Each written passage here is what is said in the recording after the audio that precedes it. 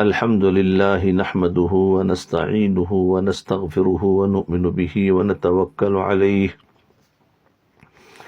ونعوذ بالله من شرور أنفسنا ومن سيئات أعمالنا من يهده الله فلا مضل له ومن يضلله فلا هادي له وأشهد أن لا إله إلا الله وحده لا شريك له وأشهد أن سيدنا ونبينا ومولانا محمدا عبده ورسوله صلى الله تعالى عليه وعلى آله وأصحابه وبارك وسلم تسليما كثيرا كثيرا أما بعد فأعوذ بالله من الشيطان الرجيم بسم الله الرحمن الرحيم إن عدة الشهور عند الله 12 شهرا في كتاب الله يوم خلق السماوات والأرض منها 4 حرم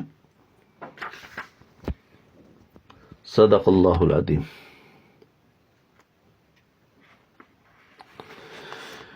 انشاءاللہ آج جو ہے وہ ہمارے جو واقعات علماء دیوبند کے چل رہے تھے انشاءاللہ وہ تو چلیں گے، لیکن یہ ابھی محرم کا مہینہ آ گیا اور محرم کے مہینے میں عاشورہ کا جو دن ہے اس کی فضیلت ہے، تو اس کے لیے سوچا کہ لاؤ ہم سب کے سامنے عاشورہ کی فضیلت آ جائے. اور یہ ہمارے نئے سال کی ابتدا ہے، محرم سے نیا سال شروع ہوتا ہے. اسلامی سال جو ہے اس کو ہجری کہتے ہیں، اور جو انگریزی سال ہے اس کو عیسوی کہتے ہیں جی، اور اس کو ہجری کہتے ہیں. یہ شروع ہوا ہے حضور صلی اللہ علیہ وسلم کے ہجرت کرتے ہی، تو اس لیے ہجرت سے شروع کیا جاتا ہے. تو اس کے اندر ایک عاشورہ کی فضیلت ہے، تو انشاءاللہ اس کے بارے میں کچھ سنیں گے، پھر کل سے وہی ہم شروع کر دیں گے. بزرگان محترم، برادران عزیز اور ماؤں بہنوں، آج تو محرم کی لگ بھگ 6 تاریخ ہے، اور 3-4 دن کے بعد انشاءاللہ عاشورہ کا مقدس دن آنے والا ہے.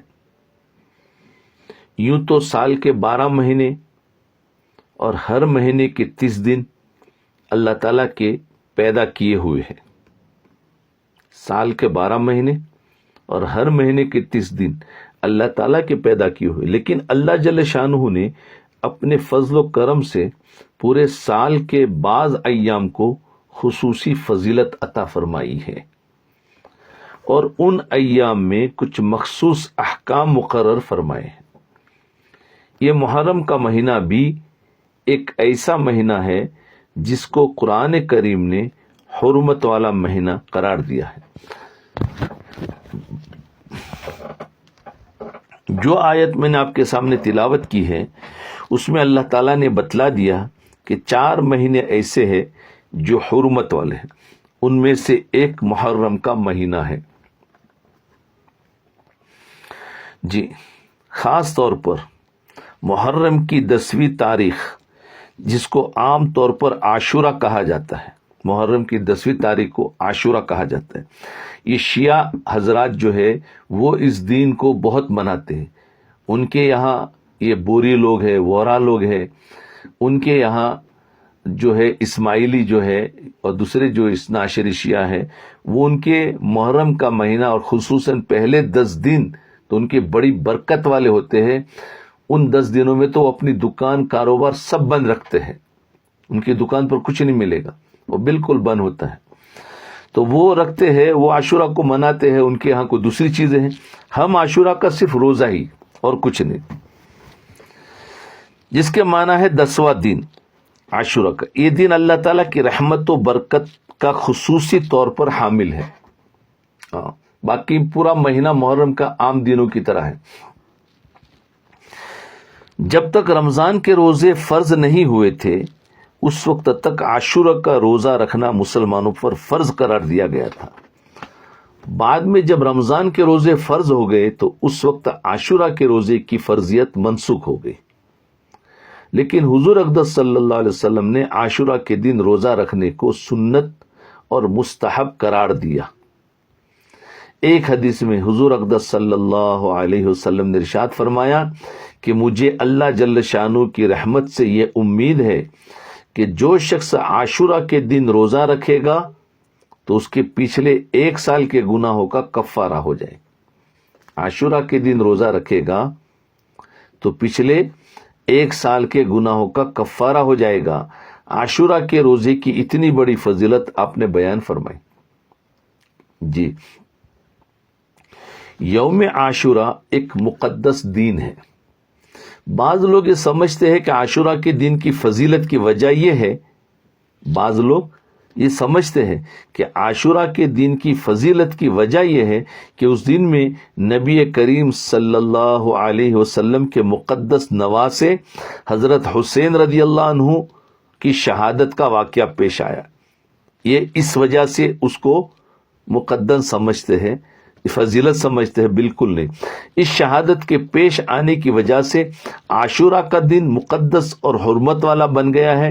یہ بات صحیح نہیں ہے.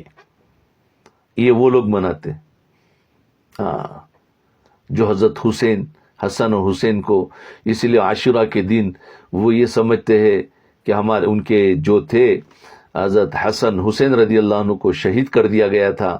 اور وہ لوگ پھر ان کے کہنے کا مطلب یہ ہوتا ہے، پھر وہ پانی بند کر دیا تھا نا ان کو. وہ پوری ایک مستقل قصہ ہے، اور اس کی وجہ سے یہ لوگ 10 دن پانی خوب پلاتے ہیں، پانی کی سبیلیں کھولتے ہیں، جگہ جگہ پر مٹکے رکھتے ہیں، طرح طرح کی باتیں ہوتی ہیں، ماتم کرتے ہیں، غم مناتے ہیں. تو یہ سب بیکار چیزیں ہیں. ہمارے اسلام میں ایسی چیزیں نہیں ہیں. اس شہادت کے پیش آنے کی وجہ سے عاشورہ کا دن مقدس حرمت والا بن گیا، یہ بات صحیح نہیں. خود حضور اقدس صلی اللہ علیہ وسلم کے زمانے مبارک میں عاشورہ کا دن مقدس دن سمجھا جاتا تھا. بتاؤ، اب حضور کے زمانے میں مقدس سمجھا جاتا تھا تو پھر ہمارے یہاں بھی ہے، تو اس کی وجہ سے فضیلت نہیں ہوئی. اور آپ صلی اللہ علیہ وسلم نے اس کے بارے میں احکام بیان فرمائے تھے، اور قرآن کریم نے بھی اس کی حرمت کا اعلان فرمایا تھا. جبکہ حضرت حسین رضی اللہ عنہ کی شہادت کا واقعہ تو حضور اقدس صلی اللہ علیہ وسلم کی وفات کے تقریباً 60 سال کے بعد پیش آیا. اگر یہ سمجھتے ہیں کہ حضرت حسین کی شہادت رضی اللہ عنہ کی وجہ سے، شہادت کی وجہ سے اگر یہ حرمت ہوئی ہے، وہ تو حضور کے 60 سال کے بعد شہادت تو ہوئی ہے. اور یہ عاشورہ کا دن تو مقدس حضور کے زمانے میں تھا، کی وفات کے بعد تقریباً 60 سال کے بعد پیش آئے. لہٰذا یہ بات درست نہیں کہ عاشورہ کی حرمت اس واقعے کی وجہ سے ہے، بلکہ حضرت حسین رضی اللہ عنہ کی شہادت کا اس روز واقع ہونا، حضرت حسین رضی اللہ عنہ کی شہادت اس واقعہ ہونا، یہ حضرت حسین رضی اللہ عنہ کی مزید فضیلت کی دلیل ہے کہ اللہ تعالیٰ نے ان کو شہادت کا مرتبہ اس دن میں عطا فرمایا جو پہلے ہی سے مقدس اور محترم چلا آ رہا تھا. بہرحال عاشورہ کا دن ایک مقدس دن ہے. اگر ان کی شہادت عاشورہ کے دن ہوئی ہے تو وہ اور مزید فضیلت ہو گئی، لیکن ان کو اصل میں فضیلت ہے کہ اس مقدس دن میں ان کو شہادت حاصل، لیکن ان کی وجہ سے یہ مقدس ہوا نہیں، پہلے سے چلا آ رہا تھا. ان کی شہادت بھی اسی میں ہوئی. اس دن کی فضیلت کی وجوہات کیا ہے؟ اس دن کے مقدس ہونے کی وجہ کیا ہے؟ یہ اللہ تعالیٰ ہی بہتر جانتے. اس دن کو اللہ تعالیٰ نے دوسرے دنوں پر کیا فضیلت دی ہے اور اس دن کا کیا مرتبہ رکھا ہے، اللہ تعالیٰ ہی بہتر جانتے ہیں. ہمیں تحقیق میں پڑھنے کی ضرورت نہیں. بعض لوگوں میں بات مشہور ہے کہ حضرت آدم علیہ السلام دنیا میں اترے تو عاشورہ کا دن تھا، یہ مشہور ہے. آدم علیہ السلام اترے تو عاشورہ کا دن تھا، جب نوح علیہ السلام کی کشتی طوفان کے بعد خشکی میں اتری تو وہ عاشورہ کا دن تھا، حضرت ابراہیم علیہ السلام کو جب آگ میں ڈالا گیا اس آگ کو اللہ تعالیٰ نے ان کے لیے گلزار بنایا تو وہ عاشورہ کا دن تھا، اور قیامت بھی عاشورہ کے دن قائم ہوگی۔ یہ باتیں لوگوں میں مشہور ہے لیکن ان کی کوئی اصل اور بنیاد نہیں ہے، یہ بات سمجھ لیں۔ کوئی صحیح روایت ایسی نہیں ہے جو یہ بیان کرتی ہو کہ واقعات عاشورہ کے دن پیش آئے تھے، کوئی صحیح روایت نہیں۔ اس لیے جس کے بارے میں روایتیں نہیں ہیں تو ہم اس کو بولے بھی نہیں، ہم تو عاشورہ کی فضیلت بیان کر کے اس دن کیا اعمال کرنا ہے بس ختم۔ اس دن کئی علماء کرام کے بیانات ہوتے ہیں اور اس سے پتہ نہیں کیا کیا سب، حضرت حسین رضی اللہ عنہ کی شہادت کا پورا واقعہ اور پورا منظر کھینچا جاتا ہے، ہوتا ہے، بہت سارے جگہ پر بیانات ہوتے ہیں۔ تو جہاں تک جتنی روایتیں صحیح ہے تب تک تو ٹھیک ہے، باقی بہت ساری جس کی روایتیں نہیں مشہور ہو چکا ہے اسی کو بیان کرتے ہیں اور ہم اسی کو دین بھی سمجھ لیتے ہیں، تو یاد رکھیں کہ اس کے بارے میں کوئی اصل نہیں۔ حضرت موسیٰ علیہ السلام کو فرعون سے نجات ملی عاشورہ کا دن، تو ایک روایت ہے، صرف ایک روایت میں ہے کہ حضرت موسیٰ علیہ السلام کا مقابلہ فرعون سے ہوا اور پھر حضرت موسیٰ علیہ السلام دریا کے کنارے پر پہنچ گئے اور پیچھے سے فرعون کا لشکر آ گیا، تو اللہ تعالیٰ نے اس وقت حضرت موسیٰ علیہ السلام کو حکم دیا کہ اپنی لاٹھی دریا کے پانی پر مارے۔ اس کے نتیجے میں دریا میں 12 راستے بن گئے، ان راستوں کے ذریعے حضرت موسیٰ علیہ السلام کا لشکر دریا کے پار چلا گیا، اور جب فرعون دریا کے پاس پہنچا اور اس نے دریا میں خشک راستے دیکھے تو وہ بھی دریا کے اندر چلا گیا، لیکن جب فرعون کا پورا لشکر دریا کے بیچ میں پہنچا تو وہ پانی مل گیا اور فرعون اس کا پورا لشکر غرق ہو گیا۔ یہ واقعہ عاشورہ کے دن پیش آیا، اس کے بارے میں ایک روایت موجود ہے جو نسبتاً بہتر روایت ہے، لیکن اس کے علاوہ جو دوسرے واقعات ہیں ان کے عاشورہ کے دن میں ہونے پر کوئی اصل اور بنیاد نہیں ہے۔ جی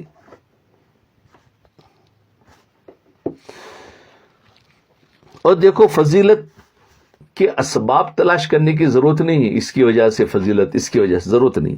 جیسا کہ میں نے عرض کیا کہ اس تحقیق میں پڑھنے کی ضرورت نہیں ہے، اس تحقیق میں پڑھنے کی ضرورت نہیں کہ کس وجہ سے اللہ تعالیٰ نے اس دین کو فضیلت بخشی، بلکہ یہ سب اللہ جل شانہ کے بنائے ہوئے ایام ہیں، وہ جس دن کو چاہتے ہیں اپنی رحمتوں اور برکتوں کے نزول کے لیے منتخب فرما لیتے ہیں، وہی اس کی حکمت اور مصلحت کو جاننے والے ہیں۔ ہمارے اور آپ کے ادراک سے ماورا بات ہے، اس لیے اس بحث میں پڑھنے کی ضرورت ہی نہیں ہے۔ اس روز سنت والے کام کریں عاشورہ کے دن۔ البتہ اتنی بات ضرور ہے کہ جب اللہ تعالیٰ نے اس دین کو اپنی رحمت اور برکت کے نزول کے لیے منتخب کر لیا، اس دین کو اپنی رحمت اور برکت کے نزول کے لیے منتخب کر لیا، تو اس کا تقدس یہ ہے کہ اس دین کو اس کام میں استعمال کیا جائے جو کام نبی کریم صلی اللہ علیہ وسلم کی سنت سے ثابت ہو۔ سنت کے طور پر اس دن کے لیے صرف ایک حکم دیا گیا ہے کہ اس دن روزہ رکھا جائے، چنانچہ ایک حدیث میں حضور اقدس صلی اللہ علیہ وسلم نے فرمایا کہ اس دن میں روزہ رکھنا گزشتہ 1 سال کے گناہوں کا کفارہ ہو جائے گا۔ بس یہ ایک حکم سنت ہے، اس کی کوشش کرنی چاہیے کہ اللہ تعالیٰ اس کی توفیق عطا فرمائے، آمین۔ یہودیوں کی مشابہت سے بچے، اس میں ایک مسئلہ اور بھی ہے، وہ یہ کہ حضور اقدس صلی اللہ علیہ وسلم کی حیات طیبہ میں جب بھی عاشورہ کا دن آتا تو آپ صلی اللہ علیہ وسلم روزہ رکھتے، یعنی آپ کی زندگی میں جب بھی عاشورہ کا دن آتا تو آپ روزہ رکھتے، لیکن وفات سے پہلے جو عاشورہ کا دن آیا تو آپ صلی اللہ علیہ وسلم نے عاشورہ کا روزہ رکھا، اور ساتھ میں ارشاد فرمایا کہ 10 محرم کو ہم مسلمان بھی روزہ رکھتے ہیں اور یہودی بھی روزہ رکھتے ہیں، اور یہودیوں کے روزہ رکھنے کی وجہ وہی تھی کہ اس دن میں چونکہ بنی اسرائیل کو اللہ تعالیٰ نے حضرت موسیٰ علیہ السلام کے ذریعے فرعون سے نجات دی تھی، اس کے شکرانے کے طور پر یہودی اس دن روزہ رکھتے تھے۔ بہرحال حضور اقدس صلی اللہ علیہ وسلم نے ارشاد فرمایا کہ ہم بھی اس دن روزہ رکھتے ہیں اور یہود بھی اس دن روزہ رکھتے ہیں، جس کی وجہ سے ان کے ساتھ ہلکی سی مشابہت پیدا ہو جاتی ہے۔ اس لیے اگر میں آئندہ سال زندہ رہا تو صرف عاشورہ کا روزہ نہیں رکھوں گا، بلکہ اس کے ساتھ ایک روزہ اور ملاؤں گا، 9 محرم یا 9 محرم اور 10، یا پھر 10-11، 9-10 یا 10-11، کوئی بھی ایک روزہ آگے ملاؤ یا پیچھے ملاؤ۔ تو فرمایا 9 محرم یا 11 محرم کا روزہ بھی رکھوں گا تاکہ یہودیوں کے ساتھ مشابہت ختم ہو جائے۔ بس یہ آپ نے فرمایا تھا، آپ کو موقع نہیں ملا، ایک کے بجائے 2 روزے رکھیں گے۔ لیکن اگلے سال عاشورہ کا دن آنے سے پہلے حضور اقدس صلی اللہ علیہ وسلم کا وصال ہو گیا اور آپ کو اس پر عمل کرنے کی نوبت نہیں ملی، لیکن چونکہ حضور اقدس صلی اللہ علیہ وسلم نے بات ارشاد فرما دی تھی، اس لیے صحابہ کرام رضی اللہ عنہم اجمعین نے عاشورہ کے روزے میں اس بات کا اہتمام کیا اور 9 محرم یا 11 محرم کا ایک روزہ اور ملا کر رکھا اور اس کو مستحب قرار دیا، اور تنہا عاشورہ کے روزے رکھنے کو حضور صلی اللہ علیہ وسلم کے اس ارشاد کی روشنی میں مکروہ تنزیہی اور خلاف اولا قرار دیا۔ یعنی اگر کوئی شخص صرف عاشورہ کا روزہ رکھ لے تو گنہگار نہیں ہوگا، بلکہ اس کو عاشورہ کے دن روزے کا ثواب ملے گا، لیکن چونکہ آپ صلی اللہ علیہ وسلم کی خواہش وہ روزے رکھنے کی تھی، اس لیے اس خواہش کی تکمیل میں بہتر یہ ہے کہ ایک روزہ اور ملا کر 2 روزے رکھے جائیں۔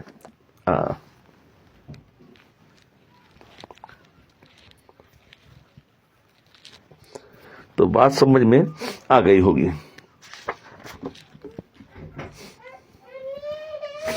جی، تو روزے میں اگر کسی نے 10 کا ہی رکھا نہیں رکھ سکا، بیمار ہو گیا 11 کا نہیں، تو کوئی بات نہیں، وہ پریشان نہ ہو جائے، لیکن جان بوجھ کر ایسا کام نہ کرے۔ ہمارے نبی کا جو منشا تھا، ایک روزہ ملاوے اور پھر دوسرا رکھے، ٹھیک ہے۔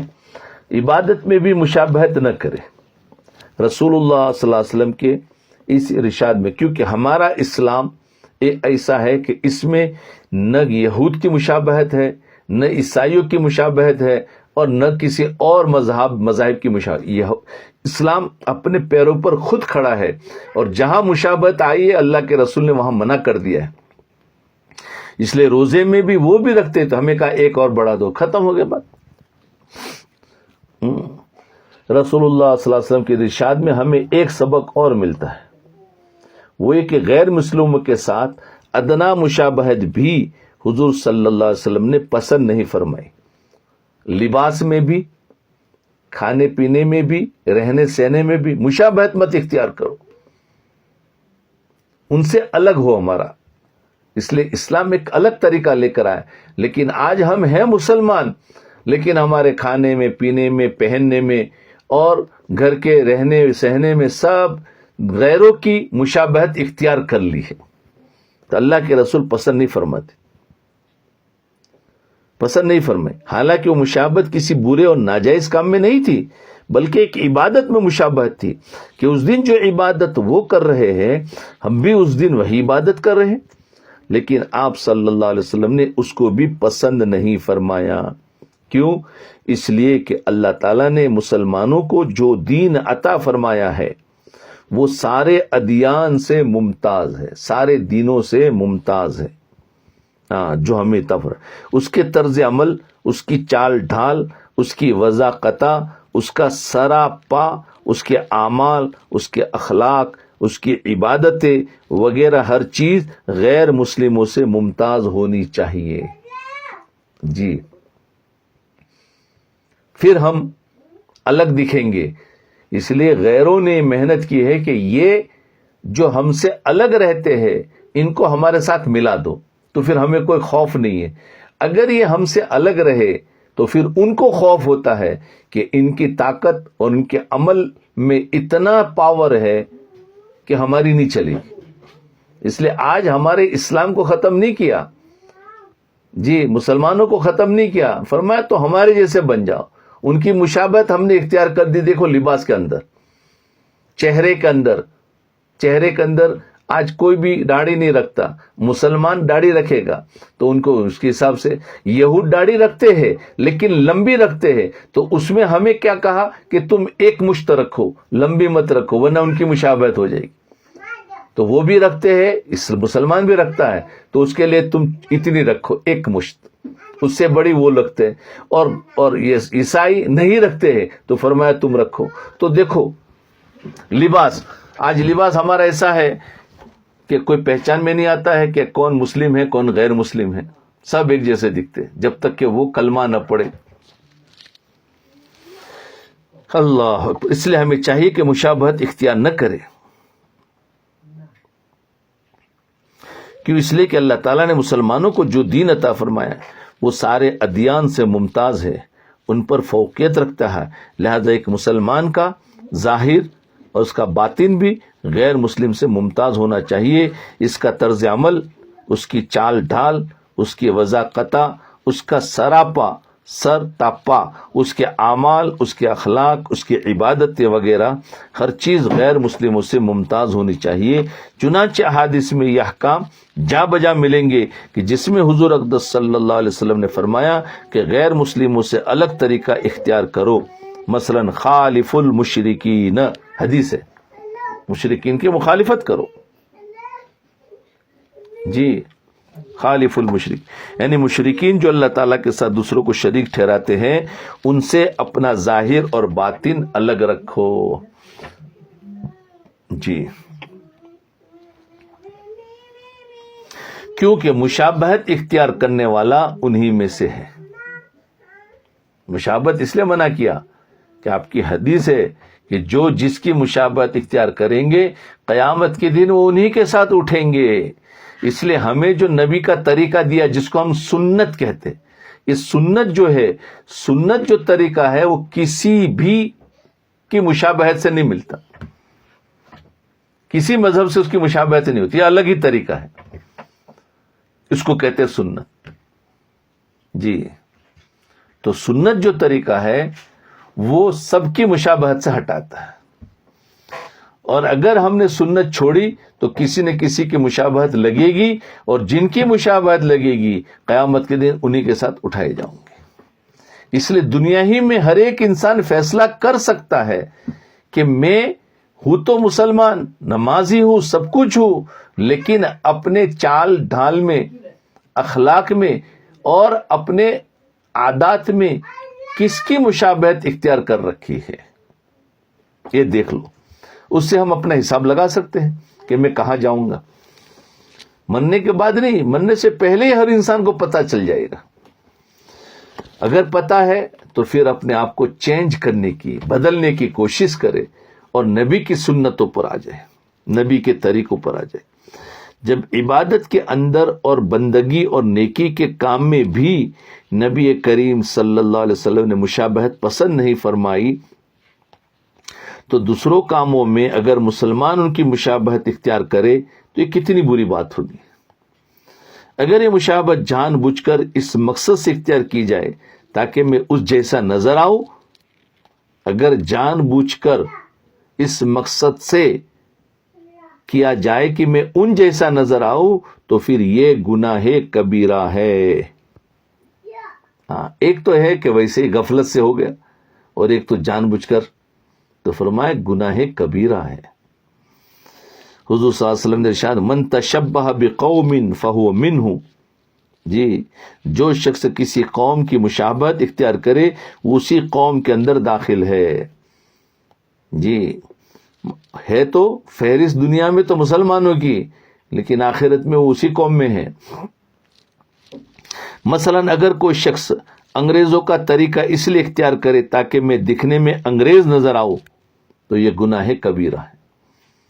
لباس کے اعتبار سے, زبان کے اعتبار سے, سمجھا نا, تو ذرا میں انگریز نظر آؤں تو یہ گناہ کبیرہ ہے جی. تو اس لیے دل کی نیتوں پر ہوگا. وہی انسان اگر رعب بٹھانے کے لیے یا اور اپنی کوئی حکمت کے لیے کر رہا ہے تو پھر گناہ کبیرہ نہیں ہوگا, وہ وقتی طور پر اس کے بعد چھوڑ دے. لیکن یہ ہے کہ انسان نے اگر اس نیت سے کیا تو پھر یہ گناہ کبیرہ ہے, اس سے توبہ ضروری ہے. لیکن اگر دل میں نیت نہیں ہے کہ میں ان جیسا نظر آؤں بلکہ ویسے ہی مشابہت اختیار کر لی تو یہ مکروہ ضرور ہے. غیر مسلموں کی نکالی چھوڑ دے. افسوس ہے کہ آج مسلمانوں کو اس حکم کا خیال اور پاس نہیں رہا.